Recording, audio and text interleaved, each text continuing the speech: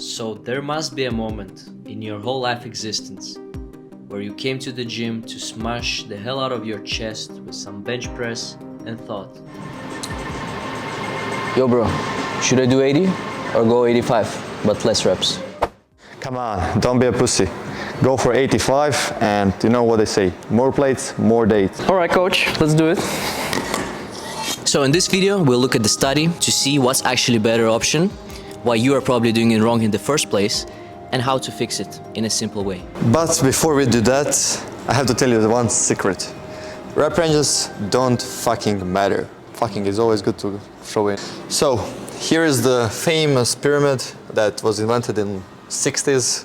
This is like, I'm just guessing it. So basically it is saying, according to your goals, there are rep ranges that you should train in. 1 to 5 is strength. Then we have 6 to 15, which would be hypertrophy. 15 plus, it's endurance. All of this is nonsense. So the latest studies showed that you need to be in 5 to 30 rep range in order to build muscle. As it was found that 3 sets of 25 to 35 reps is just as effective as 3 sets of 8 to 12 reps. And another study found that 7 sets of 3 was just as good as 3 sets of 10 for hypertrophy. Similar to training for muscle hypertrophy, training for strength can technically be done with any rep range. However, as you progress with your training, using heavier loads becomes more essential. So if you want to keep getting stronger, you need to lift heavy. In other words, if you're an experienced trainee, using heavier loads will be much more critical in getting stronger, as lighter loads will have a minimal effect. Moving on, you all probably know that progressive overload is still king.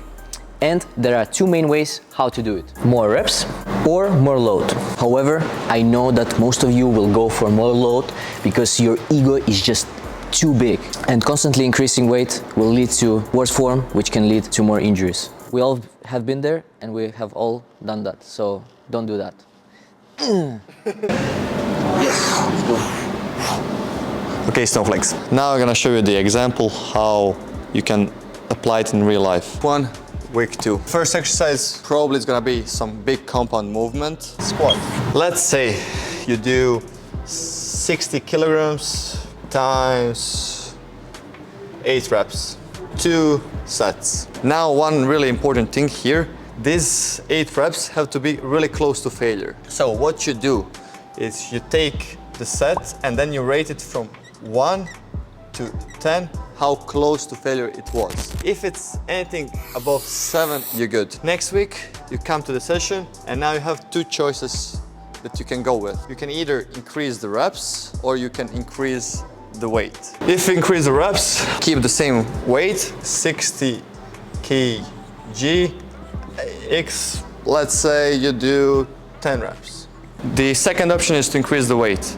How much you increase the weight, the general rule is around 10%, so 5 to 10% is the sweet spot. 65 times, probably you're gonna be able to do 6 reps. Anything you do here has to be, again, close to failure. That's one really important distinction. However, I would highly recommend that you go with more weight. What's the reason for that? Because if you were to constantly increase the reps on a big compound move like squat, you will A, accumulate more fatigue, aka get more sore. B, it will be so hard to focus on quality of each rep performed. And C, chances are that your cardio will become a limiting factor at some point. On the other hand, doing it for less reps will be just more enjoyable. Oh, fuck off. Fuck off. Oh, you're gonna get revenge. You're gonna get revenge. Oh. So, you did your compound movement. Now we go to the second one, which is gonna be, for example, incline curls. Now let's say you do 6 kilograms times 12. Now again, you have the first option, more reps. Second option, more weight.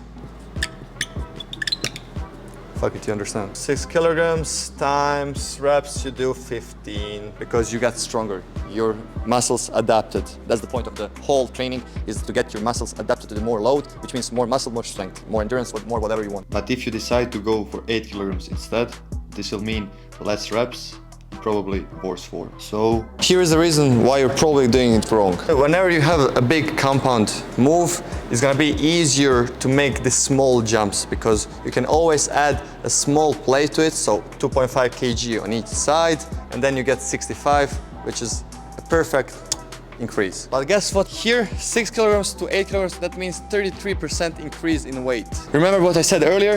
You need to have around 10% increase. That's why I recommend you go for more reps, because you don't have other possibility. You cannot really find 6.5 kilogram dumbbell. And this is what I call small number deception. So please don't just look at it like, oh, this is pretty similar weight, but look at it from the number standpoint.